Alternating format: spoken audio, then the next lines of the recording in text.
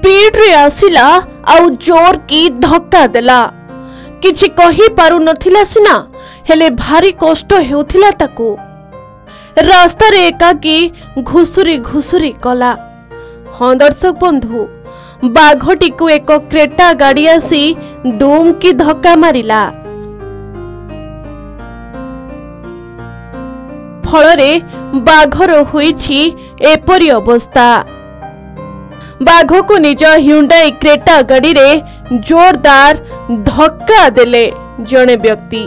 आउ तापरे बाघ एते मात्रा रे आहत होइकला जे निज गोड़रे भी छिड़ा होई पारिलानी।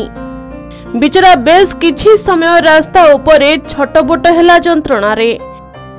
तापरे घुसुरी घुसुरी रास्ता कड़ को गला।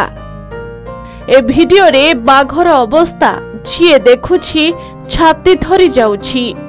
महाराष्ट्रर भंडार गोंदिया हाईवे नवेगांव नागचिरा सेंचुरी पाखरे एभली एक हृदय विदारक चित्र देखा मिलता। राति प्राय 10:30 रास्ता पार हेउथिबा बेले कार धक्कारे बाघर होईछि एपरी अवस्था। एही धक्का परे रास्ता रे बाघटी घुसुरी घुसुरी जाउथबा वीडियो लोके देखिबा परे क्रोध प्रकाश करुछंती। ए वीडियोटी को सोशल मीडिया रे प्रतीक सिंह नामक जने यूजर शेयर करिछंती। तबे कहिबा को चाहिबो जे 2023 अगस्त 8 तारिख राति रे भली एक दुखद घटना घटिथिला, किंतु एबे यह सोशल मीडिया रे खूब भाइराल हेउछि। तबे जहाँ सूचना रही यही बाट दे एक कार जाउथिला। गाड़ीर स्पीड बहुत अधिक थिला। एही समय रे कार सामना को बाघटी हठात चली आसिला, जहाँ परे स्पीड थिबा कारटी दुम करी पिटी देला बाघ को।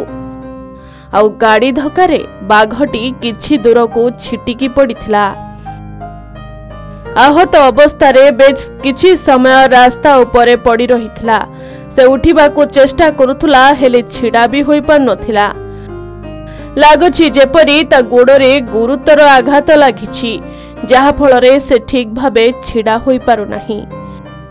तबे किछि समय परे बाघटी कोनोसी प्रकारे घुसुरी घुसुरी रास्तार आरपट को चली जाइथिला। तबे कहिबा को चाहिबु जे सकाळ प्राय 7:30 हेबो जेतेबेले बाघ को लोके देखिले सेतेबेले आघात लागिथिबारु बाघटी बेहोश अवस्था रे पड़ी रहिथिला।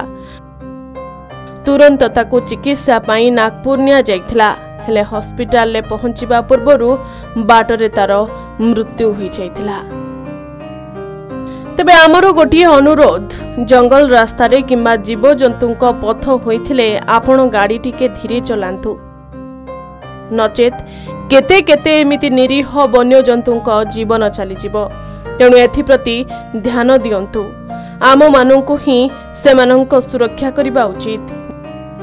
भूली जांतु नहीं जे सेमाने कथा कहि न पारिले भी सेमानंकर भी जीवन अछि आ सेमानंको भी कष्ट हुए। ब्यूरो रिपोर्ट, के न्यूज ओडिशा।